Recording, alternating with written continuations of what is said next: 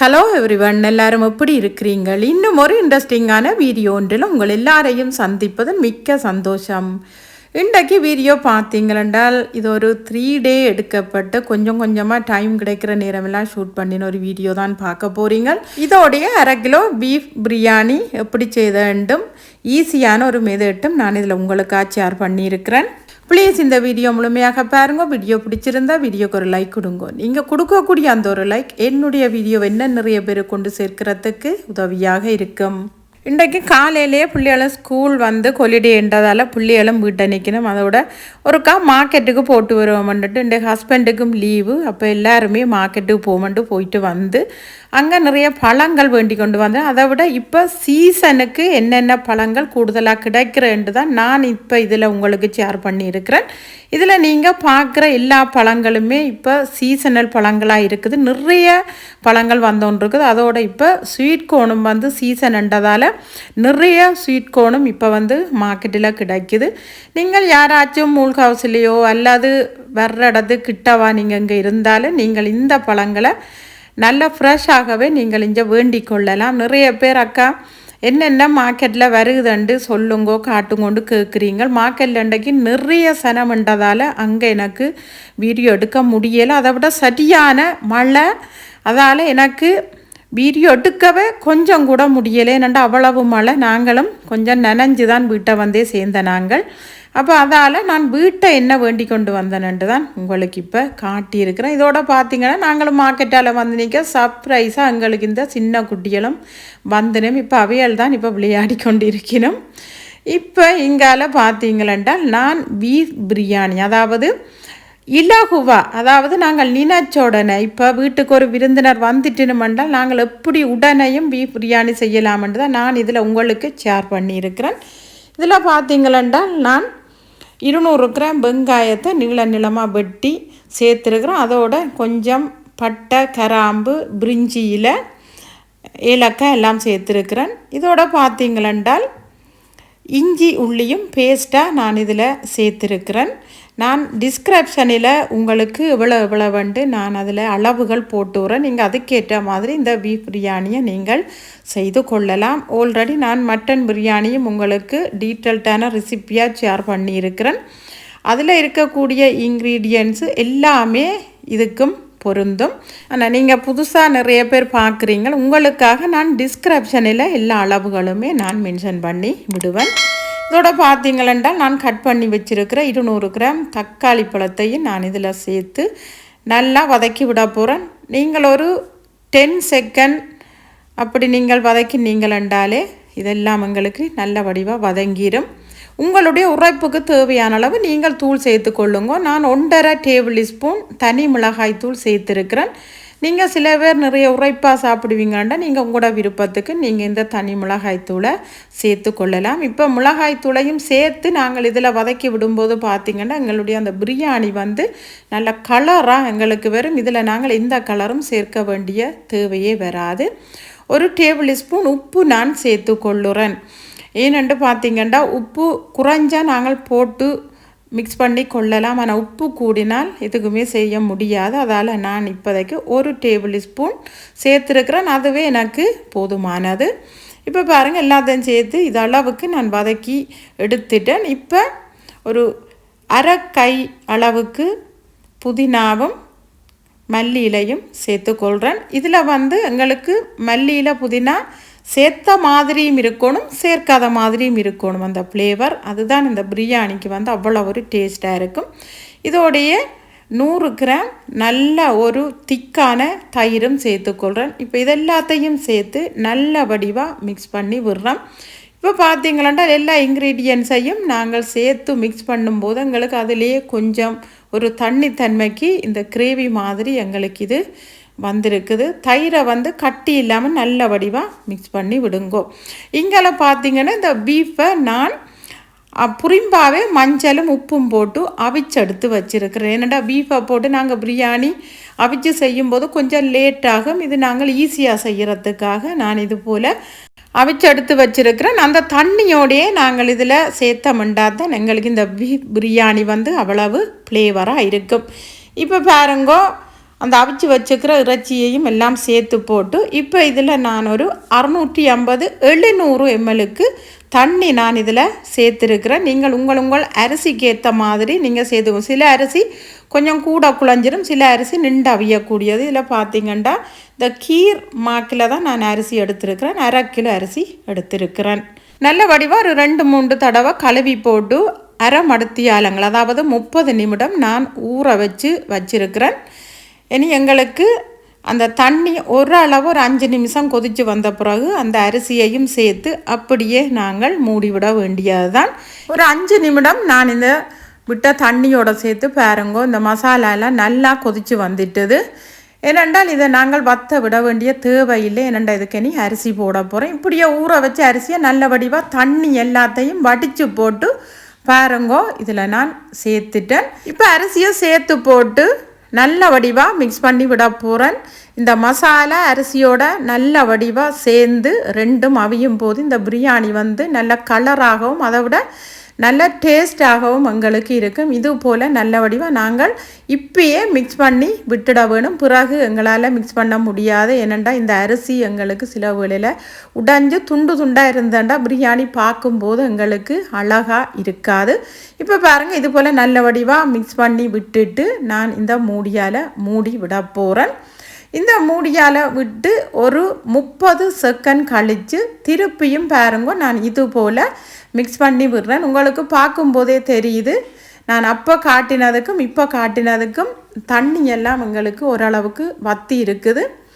இந்த தண்ணி ஒரு கொஞ்சம் அரிசியை விட மேலே நிற்கணும். அதுதான் இந்த பிரியாணிக்கு சரியான அளவாக எங்களுக்கு இருக்கும். இப்போ பாருங்கள், இது போல் ஒரு அலுமினிய பொயிலொண்ட மேலால் மூடி போட்டு இந்த மூடியால் நான் மூடி விடுறேன். அடுப்பை ஒரு 2 நிமிஷத்துக்கு நல்லா ஹை ஸ்பீட்டில் விட்டு போட்டு பிறகு நாங்கள் ஒரு 15 நிமிடம் சிம்மில் நாங்கள் இந்த அடுப்பை விட்டுட்டோம் என்றால் பாருங்கோ நல்ல ஒரு சூப்பரான பிரியாணி. உங்களுக்கு பார்க்கும்போதே அந்த அரிசியெல்லாம் பூத்து போய் இருக்கிறது உங்களுக்கே தெரியும். இந்த மேலால் பார்க்கும்போதே இந்த பிரியாணி உங்களுக்கு எவ்வளவுத்துக்கு அவிஞ்சு வந்திருக்கண்டே உங்களுக்கு தெரியும். இங்கே பாருங்கோ, இந்த மெத்தட் அவ்வளோ ஒரு ஈஸியான மெத்தட். திடீர் 2000 வீட்டுக்கு வந்துட்டுன்னு வந்தால் நீங்கள் பிரியாணி செய்யணுமெண்டா இந்த மெத்தடில் நீங்கள் செய்து பாருங்கள். நல்ல ஒரு டேஸ்டியான ஜம்மியான கலர்ஃபுல்லான நல்ல ஒரு பிரியாணியை நீங்கள் செய்து கொள்ளலாம். இது மினக்கெடாது. நீங்கள் எல்லாத்தையும் எடுத்து வச்சிட்டீங்களென்றால் அடுத்தது எல்லாத்தையும் போட்டு நீங்கள் வதக்கி போட்டு இந்த பிரியாணியை செய்து எடுக்கிறது தான். பாருங்க இவ்வளவுத்துக்கு இந்த பிரியாணி வந்திருக்குன்னு சொல்லி நல்ல கலராகவும் நல்ல முழுசாக இந்த அரிசியும் எங்களுக்கு அவிஞ்சு வந்திருக்குது. ஓகே, மத்தியானம் பிரியாணி எல்லாம் சாப்பிட்டாச்சு. இது கொஞ்சம் ஈவினிங் டைம் இங்கே நல்ல மழை குணமாக கிடக்கு. அதால் இப்போ குளிரும் ஸ்டார்ட் ஆகிட்டுது. அப்போ சோளன் மார்க்கெட்டில் வேண்டி கொண்டு வந்தாங்க, நல்ல ஒரு ஸ்வீட் சோளன். அப்போ இதை அவிப்பம் போட்டு தான் இப்போ அதுவின்ற கோது எல்லாத்தையும் நான் உடைச்சு கொண்டு இருக்கிறேன்.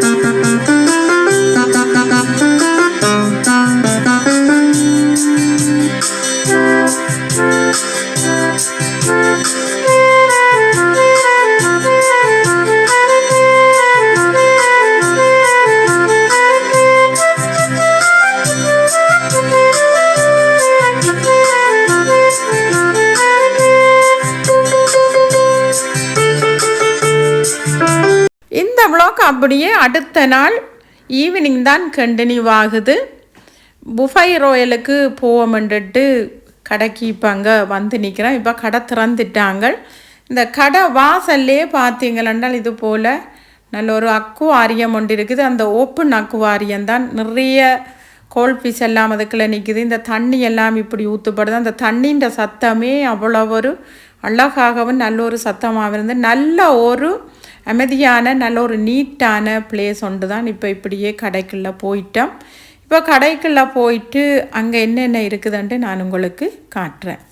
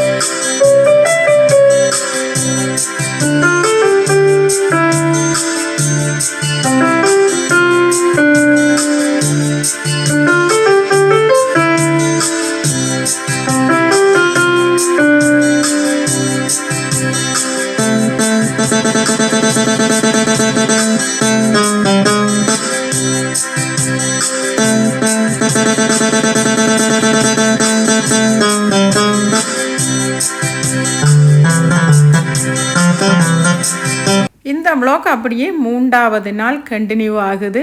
சபீஸுக்கு 13வது பர்த்டே.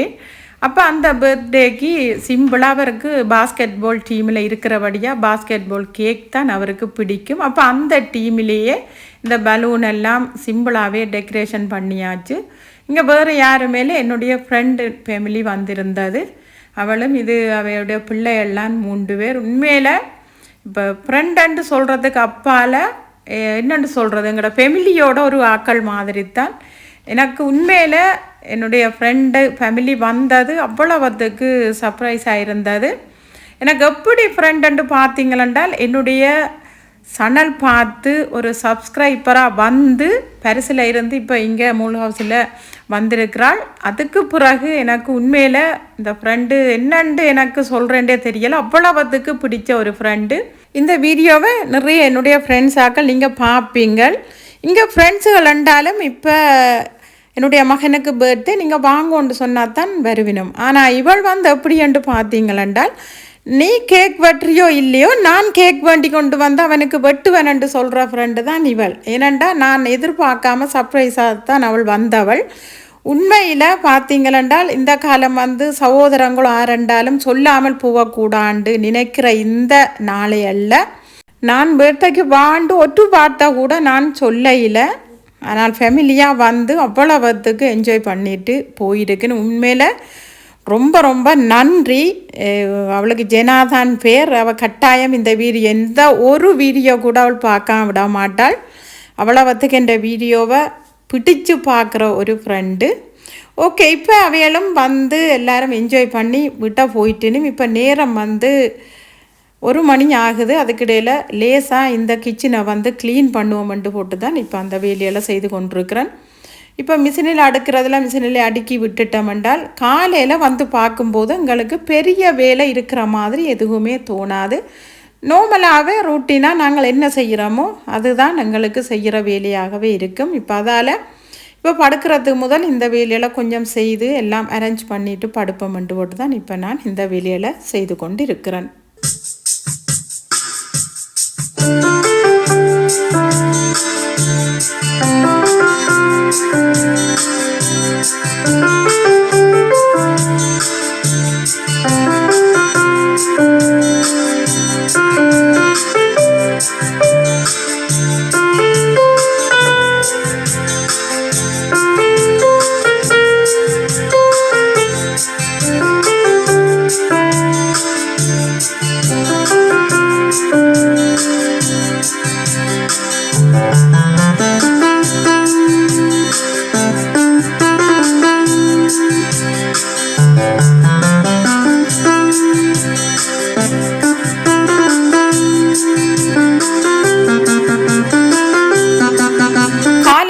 எழும்பி கிச்சனுக்கு வரும்போது பார்த்தீங்களென்றால் அந்த லைட்டை போடும்போது என்னுடைய கிச்சன் இப்படித்தான் இருந்தது. உண்மையில் பார்க்கும்போது மைண்ட் அவ்வளோ ஒரு ஃப்ரெஷ்ஷாக இருக்கும். ஏனெண்டா எல்லா பாத்திரங்களும் எல்லா இடமும் பரப்பி கிச்சன் எல்லாம் அவ்வளவு பார்க்கும்போது எல்லாம் குப்பியாக இருக்குதுன்றால் இது என்ன இது எங்களுக்கு இப்பயே இவ்வளோ வேலை கிடக்கேண்டு அவ்வளவுத்துக்கு எங்களுக்கு தோணும்.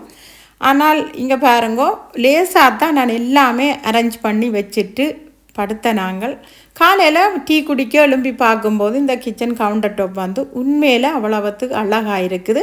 கிச்சன் வந்து இப்படி இருந்தாலே எங்களோட மைண்டு வந்து ஃப்ரீயாக இருக்கும். எல்லோரும் சொல்கிற அதுதான் காய்ச்சா பூச்சாண்டு கிச்சன் இருக்கும்போது ஏதோ மைண்டில் வந்து பெரிய சுமை ஏறிடும். ஏன்னாண்டா க்ளீனிங் வேலை நிறைய இருக்குதேண்டு. ஆனால் எனக்கு பார்த்திங்கன்னா கிச்சனில் வந்து எந்த க்ளீனிங் வேலையும் இல்லை. இப்போ பாத்திரமெல்லாம் கழுவுறதுக்கு மிஷினை ஒன் பண்ணி விட்டுட்டு நான் தண்டவாளே கழுவிடும். இப்போ எங்கால பார்த்திங்கன்னா அந்த பலூன் எல்லாமே உடைச்சது. அப்போ அந்த உடைச்ச பலூன் துண்டுகளெல்லாம் கீழே இருக்குது. இப்போ இந்த கோலையும் நல்ல வடிவாக கூட்டி அள்ளிட்டேன்னால் எனக்கு இந்த கோலும் நல்ல க்ளீன் ஆகிடும்.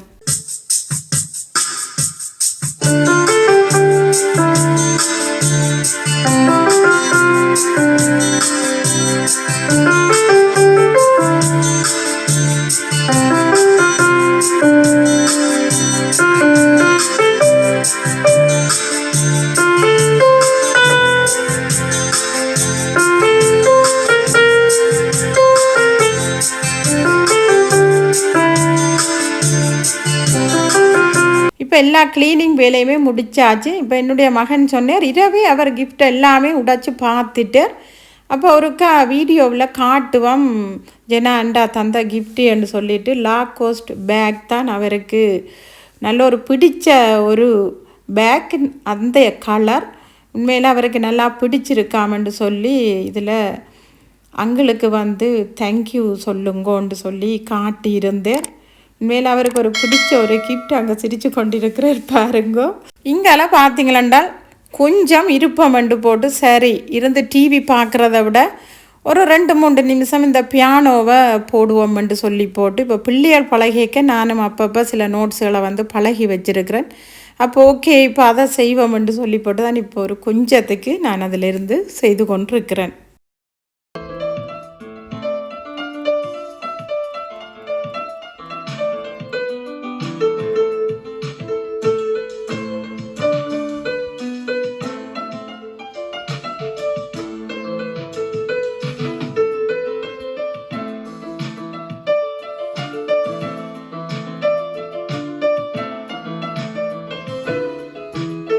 இங்கே பார்த்தீங்களா கிச்சனுக்கு தேவையான ஒரு எனக்கு பிடிச்சமான பொருள்னு சொல்லலாம்.